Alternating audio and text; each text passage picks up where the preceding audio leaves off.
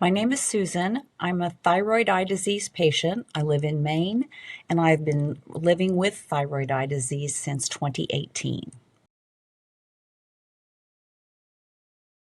TED, thyroid eye disease, is an autoimmune condition where your body gets a signal to attack the muscles and the fat tissues behind the eyes.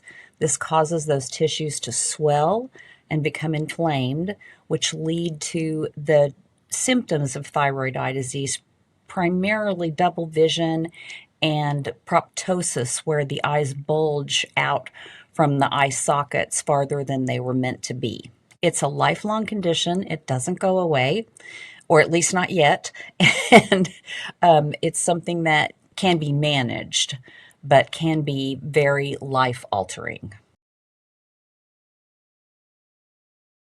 My early symptoms, the ones that actually caused me to seek medical intervention, were primarily tearing, excessive tearing. My eyes watered all the time. They were red and irritated constantly, and I had extreme pain going out in the sun.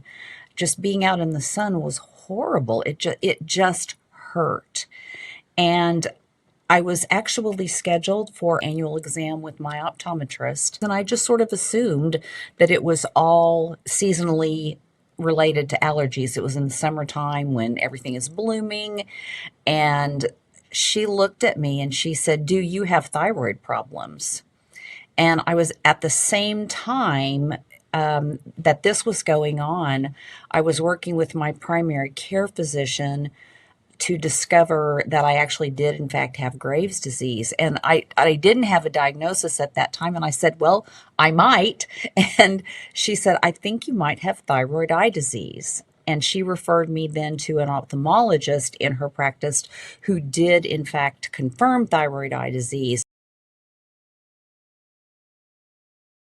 I have tried a lot of different things. I have tried biologics. I've done eyelid surgery to start. I had orbital decompression on both eyes and strabismus surgery to realign those eye muscles so that I did not have double vision anymore.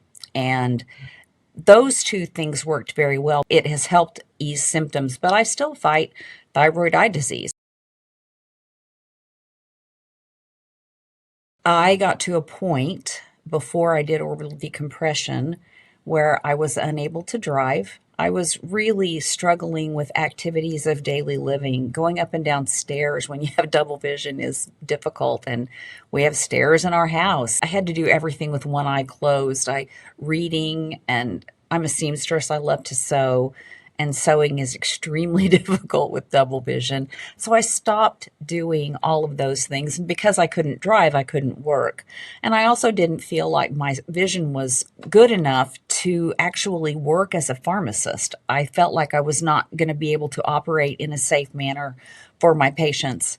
So at that point, I quit working, driving. I just basically stayed at home. I think the mental attitude of just feeling so defeated by this disease was what I struggled with the most, I think. It can be a struggle, but there is help, and there are things that as patients we can do to empower ourselves in terms of quality of life. And I would definitely recommend that they get support, which is available through the tedcommunity.org. We do online monthly support groups for TED patients. It's just a great place to connect with someone if you just want to talk to someone. I was made aware of the Aspect program through the TED community, actually. I was intrigued by it and just applied and was accepted into it. And it has really opened my eyes to a lot of things. It has opened my eyes to the world of other patients struggling with blindness and limited vision in a way that I was not ever exposed to before. And there are some wonderful, wonderful people in that program. one of the things that we talk about frequently in the TED community is going from TED to NED, NED being no evidence of disease.